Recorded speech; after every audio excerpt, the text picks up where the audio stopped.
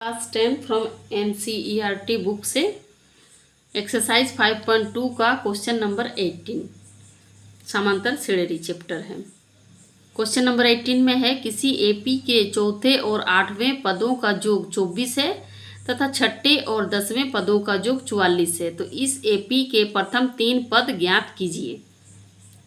तो सबसे पहले क्वेश्चन हम लोगों को समझना होगा। क्वेश्चन में क्या है, किसी एपी के चौथे और 8वें पदों का योग।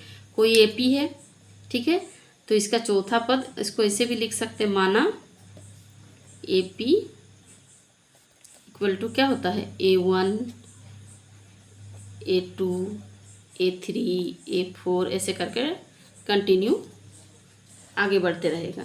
तो इसमें क्या बोला जा रहा है, चौथे पदों का योग, चौथे और 8वें पदों का योग कितना है, 24। ये हो गया एक ठो।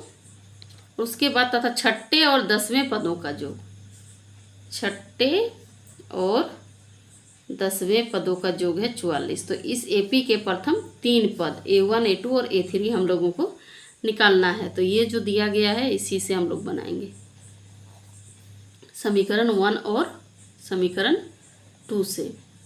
पहले समीकरण 1 से, समीकरण 1 से क्या है, A4 plus A8 equal to 24। तो A4 का क्या होगा, जब AN का हम लोग फॉर्मूला लिखते हैं, AN equal to A plus N-1 into D, ठीक है, ये फॉर्मूला है, ठीक है, ये आप लोगों को लिखने का ज़रूरत नहीं, हम समझा दे रहे हैं। A4 तो AN जो है A प्लस N-1, N जितना रहेगा उससे 1 माइनस हो जाएगा। जैसे A4 का क्या हो जाएगा, A प्लस N-1 मतलब 4-1 इंटू D। A8 में A plus 8-1 into D equal to 24। अब इसको सॉल्व करेंगे तो कितना आएगा, A प्लस 3D हो जाएगा, A प्लस 3D, फिर यहाँ पे हो जाएगा A plus 7D equal to 24। तो अब A और A को ऐड करने से कितना आएगा, 2A, और 3 और 7 को ऐड करने से 10D इक्वल टू 24।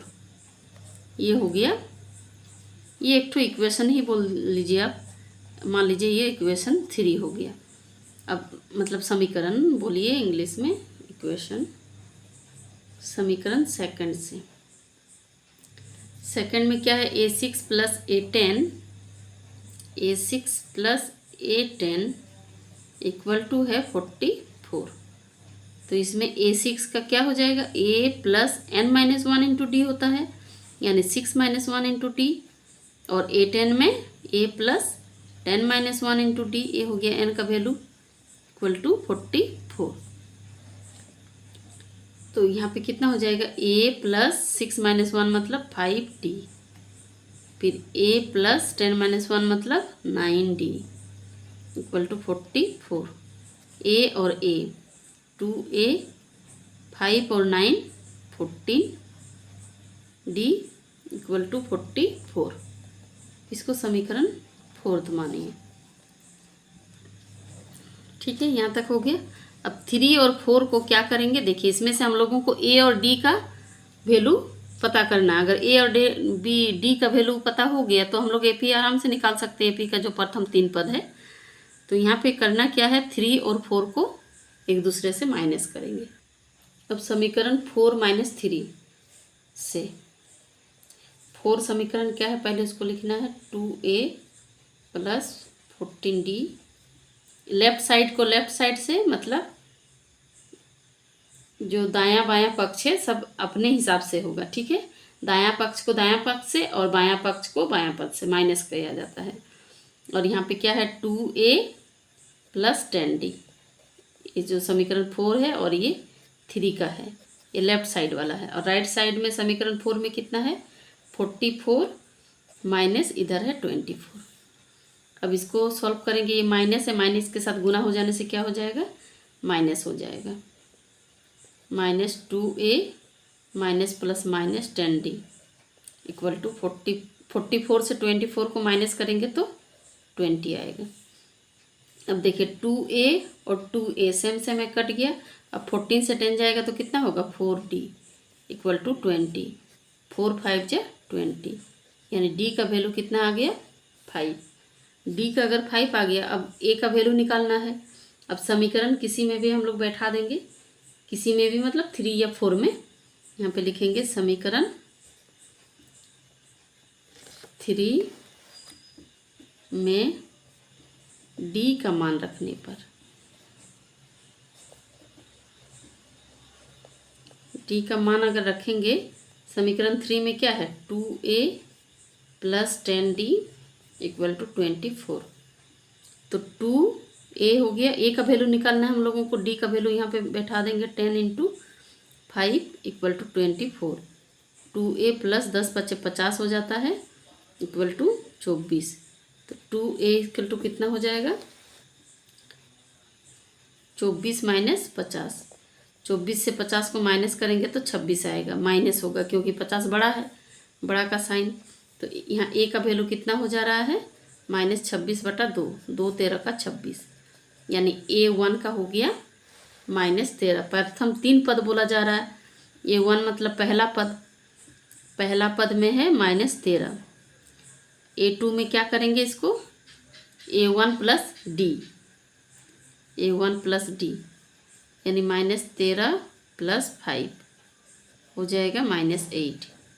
अब a3 भी निकालना है तो a2 प्लस d -8 प्लस 5 -3, ये हो गया 3 आंसर, -13 -8 और -3, ये 3 आंसर हो गया। नेक्स्ट क्वेश्चन 19 नंबर देखिए। सुब्बा राव ने 1995 में 5,000 रुपये के मासिक वेतन पद कार्य आरंभ किया और प्रत्येक वर्ष 200 रुपये की वेतन वृद्धि प्राप्त की, तो किस वर्ष में उसका वेतन ₹7,000 हो जाएगा। देखिए वो स्टार्ट कब कर रही है 1995 से, और पहला उसका वेतन कितना था 5,000 रुपया। ठीक है, यहाँ पे पहला वेतन,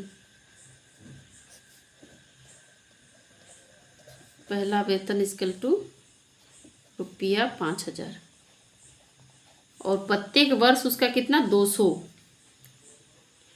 रुपया वेतन में वृद्धि हो रही है। तो प्रत्येक वर्ष, तो दूसरे वर्ष में वेतन, दूसरे वर्ष का वेतन कितना हो जाएगा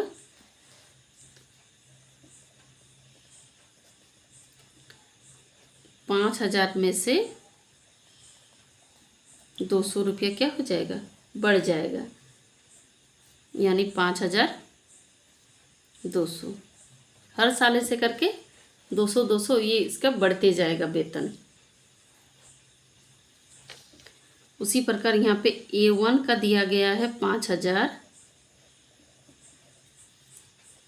A2 का दिया है 5,200, A3 का कितना हो जाएगा 5,200 प्लस 200 यानी 5,400। ऐसे करके इसका बढ़ते जा रहा है। तो इसमें हम लोग को निकालना क्या है, लास्ट क्या है 7,000 रुपया कब हो जाएगा, बोला 7,000 रुपया। ठीक है, तो इसमें A का वैल्यू ये हो गया और D का कितना हो जाएगा 200। तो हम लोगों को N का वैल्यू निकालना है। N का वैल्यू निकालने के लिए फॉर्मूला क्या होता है A plus n-1 into D equal to 7,000। अब A का वैल्यू कितना दिया गया है, देखिए 5,000 है, प्लस n-1, n का वैल्यू हम लोगों को निकालना है, और D का है 200 इक्वल टू 7,000। अब यहाँ पे 5,000 को क्या करेंगे उधर माइनस करेंगे, 7,000 माइनस 5,000 कितना हो जाएगा इधर 2,000, और यहाँ पे तो n-1 इंटू 200 है ही।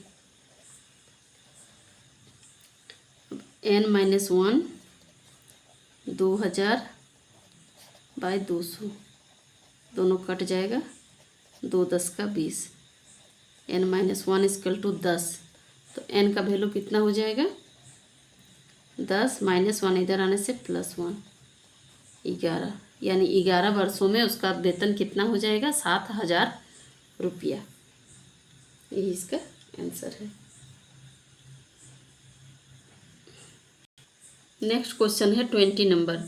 देखिए क्वेश्चन में क्या है, रामकली ने किसी वर्ष के प्रथम सप्ताह में ₹50 की बचत की, है ना, किसी वर्ष के प्रथम सप्ताह में, और फिर अपनी साप्ताहिक बचत 17 रुपया 5 पैसा बढ़ाती है। 50 पैसा, मतलब 5 पैसा नहीं है, 17 रुपया 50 पैसा। यदि nवें सप्ताह में उसकी साप्ताहिक बचत इतना हो जाती है तो n का मान ज्ञात कीजिए। देखिए इसका अभी सोल्यूशन करेंगे। प्रथम सप्ताह में उसका बचत कितना है? 50 रुपया। दूसरे सप्ताह में बचत कितना है? 50 रुपया में 17 रुपया 50 पैसा जोड़ देना है। ठीक है, ऐसे करके उसका हर सप्ताह 17 रुपया 50 पैसा बढ़ते जा रहा है।